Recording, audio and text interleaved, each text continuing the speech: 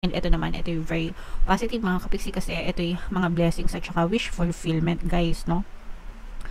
Itong mga wish fulfillment na to guys, ito yung mga answered prayers nyo, yung mga manifestation, no? Parang nakita kayo ng evidence sa inyong physical reality kung ano yung bagay na hinihiling nyo tungkol sa kaperahan, tungkol sa negosyo, tungkol sa trabaho mga kapiksi.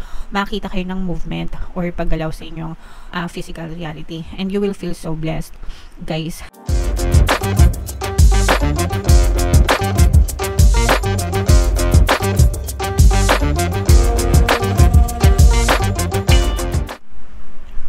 Hello guys, hello Taurus, welcome back to Pinoy Pixie Tarot. Ang pamagat ng episode natin for tonight is Money Money Come to Me, money reading mga kapiksi para ngayong November para sa Taurus. Kung ano na lang yung makaresonate sa inyo guys, take that message.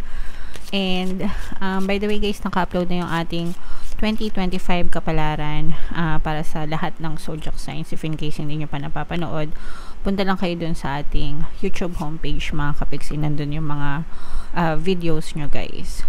Okay. So ito yung money manifesting technique para sa inyo mga kapiksi. We have desire. Go window shopping. Gaze at all the items you would love to own. Imagine using them and enjoying them. Regularly repeating this exercise will help to attract the things you long to have. So, kahit anong desire nyo mga kapiksi, no? Pwede nyo tong gawin. If meron kayo mga gustong bilhin, mga ganyan. Especially nowadays, usong-uso na yung mga e-commerce online shopping mga kapiksi, diba? Usually, I'm sure nakaka-relate kayo dito. Ang ginagawa nyo is nagsha-shopping kayo, nagbabrowse kayo ng mga gusto nyong bilhin, tapos ina-add to cart nyo, pero hindi nyo muna check out, diba? And then, sometimes, kapag may budget na kayo, tsaka nyo na siya na-check out, o kaya naman sometimes, merong ibang tao na nagpapadala sa inyo or nare-receive nyo siya as a gift. Especially doon sa mga ano natin, mga kapigsi, no? Yung mga nag-affiliate, no? Ito very effective sa kanila to. Kasi nung una, review lang sila. Tapos eventually, pinapadala na sila ng mga companies, no? O ng mga online stores ng mga products para i-review nila. So, very effective sa kanila. Pero ito guys, this is a practice na pwede nyong gawin until such time na mapunta na sa inyo yung desire nyo. So, ikukwento ko lang sa inyo yung experience ko mga kapigsi. Years ago, gusto kong magkaroon ng hikaw. Meron akong sudden desire na magkaroon ng hikaw, pero ayokong bumili. Gusto ko lang magkaroon. Ang sinasabi ko lang sa sarili ko, ang sarap siguro, ang ganda siguro ng gantong hikaw, o kaya ang sarap siguro magkaroon ng bagong hikaw, ganyan. So, nagbabrowse lang ako, pero hindi ako nag-check out, hindi ako bumibili. Tapos, tumitingin ako ng mga magagandang designs ng hikaw. And then, weeks after that, yung best friend ko from Dubai, umuwi siya. And guess what? Ang regalo niya sa akin is pair of earrings, mga kapiksi. Okay? So, hindi ko yun hiningi. Hindi niya alam na gusto ko ng hikaw.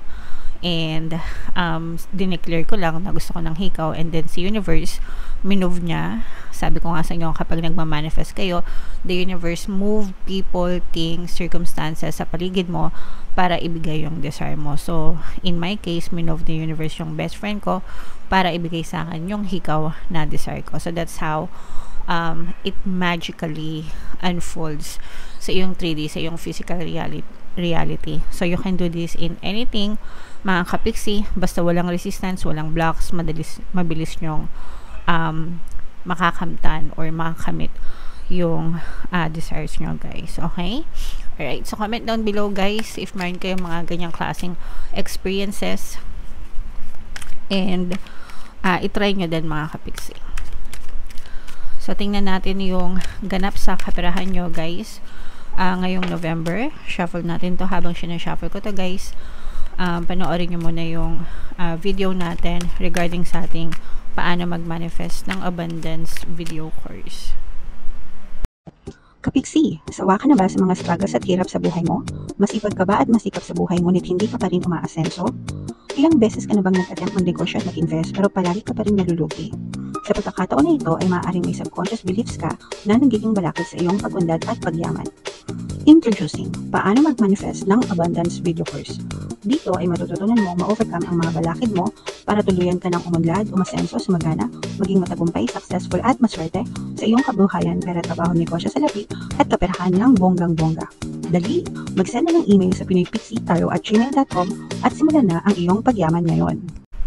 Alright, so sa lahat ng gusto mag-avail ng course guys, mayroon tayong promo ngayong October. Magbibigay tayo ng free 3-in-1 pampaswerte subliminal guys. So pampaswerte sa buhay, sa pera, at sa love life. Worth 1,500 yung freebie na yan guys, kaya mag-avail na kayo. And meron din tayong bagong course mga kapiksi, paano mawala ang third party at magkaroon ng harmonious na relationship para mawala yung mga kabit ng mga jowa nyo guys. 20% discount naman yan until October 31, kaya mag-avail na kayo guys. Taurus, kayo ay represent ng Queen of Pents. Ito yung ating money energy. This is both negative and positive. Unahin natin yung negative mga kapiksi. You have to listen to your intuition guys. Kailangan nyo mag-ingat kasi meron ditong energy ng manloloko, no? Deception, deceptive energy mga kapiksi. So, magdasal kayo guys and pakinggan nyo yung intuition nyo. Yung intuition nyo, yun yung pamamaraan ng mga gabay natin para mailayo kayo no, sa mga kapahamakan and para malayo kayo sa mga maling pagdidesisyon. Always listen to your intuition guys. If it feels too good to be true, no, kung feeling nyo parang masyadong imposible, masyadong promising, masyadong maganda yung pangako mga kapiksi, more often than not mga opportunista yan guys na maaari kayong pagsamantalahan sa kaperahan. Okay, so mag-ingat kayo sa pagdidesisyon nyo, especially sa mga usually sa investment ito guys. So mag-ingat kayo kung saan nyo nilalagay yung pera nyo, pag-aralan mabuti bago kayo magdesisyon. Air sign energy guys, Aquarius, Gemini, Libra, kasi baka may mga ialok sa nyo na masyadong mahirap tanggihan. So mag-ingat. Okay, sa mga kapiksi natin na nagdadanas ng mga problema sa pera, financial struggles, makaka-recover kayo, makakabangon kayo mga kapiksi, basta magsikap lang. And ito naman, ito yung very positive mga kapiksi kasi ito yung mga blessings at saka wish fulfillment guys, no? Itong mga wish fulfillment na to guys, ito yung mga answered prayers nyo, yung mga manifestation, no? Parang nakita kayo ng evidence sa inyong physical reality kung ano yung bagay na hinihiling nyo tungkol sa kaperahan, tungkol sa negosyo, tungkol sa trabaho mga kapiksi. Makita kayo ng movement or paggalaw sa inyong physical reality and you will feel so blessed guys. Kailangan maging receptive kayo dito sa mga blessings na to para maging receptive kayo. Always be grateful no sa lahat ng blessings, palagi magpasalamat guys, no matter how big, no matter how small.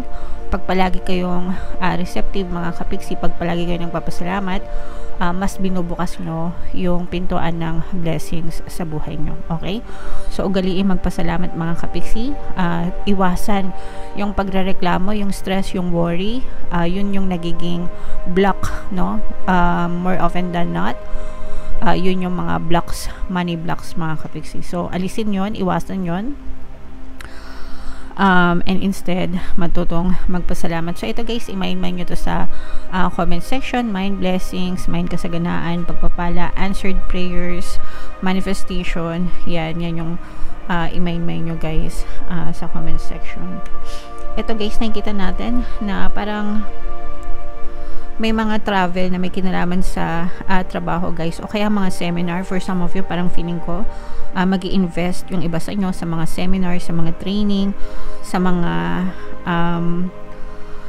events no, na pwedeng makadagdag ng mga skill nyo. Maganda ito mga kapiksi, especially kung mga freelancer kayo. Maganda na nag-a-attend kayo ng mga courses or mga events, seminars para madagdagan yung skills and knowledge nyo. Makakapag-contribute yan sa inyong growth and development, at saka mag-grow din yung inyong connection no, which also gives you parang room for collaboration, diba? Especially kung mga negosyante kayo or freelancer, usually maganda talaga yung may collaboration kasi parang nakakatulong yan magpa-boost no, nakakatulong yan magpa-boost ng inyong business mga kapiksi. Okay, For some of you, these are new beginnings, mga kapiksi. Bagong simula, pwedeng sa negosyo, sa investment, mga kapiksi. Ito yung magiging susi ng inyong recovery, guys, no? Kasi nga yung iba sa inyo, parang meron kayong mga money struggles, money problems, ganyan. So, itong mga bagong opportunity na to, investment or negosyo, pwedeng maging susi ito. Pwedeng ano to, guys, additional source of income kung meron na kayong mga source of income right now. Parang meron kayong idadagdag na additional stream of income. Kailangan open kayo sa opportunity, guys. Open-minded, but at the same time cautious, no? Dapat open-minded kayo kasi kapag open-minded kayo, 'di ba? Parang lahat nagagawang posible. But at the same time, sabi ko nga cautious. Pag sinabing cautious, maingat, guys. Kasi nga maaaring pagsamantalahan din kayo ng mga scammers or manloloko. So, importante talaga yung pagiging cautious, mga kapiksi. Kumilos ng maingat, guys, para hindi kayo mapahamak at para hindi kayo mapagsamantalahan. Kaya nga, importante na nag-i-invest kayo sa mga kaalaman, sa mga skills and knowledge para hindi kayo basta-basta makuto ng ibang tao, mga kapiksi. Okay? Alright. So, comment down below, guys, if feeling nyo, parang yung iba sa nyo, guys, parang meron din magbibigay ng tulong or para magpo-provide ng financial help sa'yo. Kung meron kang, let's say, for example, nagigipit ka, tapos umuutang ka or nanghihiram ka ng tulong, ganyan, pwedeng may magbigay sa'yo ng ayuda or may magpautang sa'yo, ganyan, magpaluwal. Okay? So, yan, i-mind nyo yan, guys. Sa comment section, itong blessings, mind blessings, wishes coming through, mga answered prayers, at saka itong mga new beginnings, no? New opportunities, new beginnings, pagdating sa kaperahan, mga kapiksi. Okay? Comment down below, guys, if feeling nyo naka-resonate kayo dyan. Ito, guys, yung ating 2025 kapalaran. Panoorin nyo na. And ito naman yung ating success stories ng paano mag-manifest ng abundance video course. Click here to subscribe, guys, and ito yung ating mga pampaswerte subliminals. Thank you for liking, sharing, and subscribing. See you again next time. I love you all, guys. Have a nice day. Bye-bye.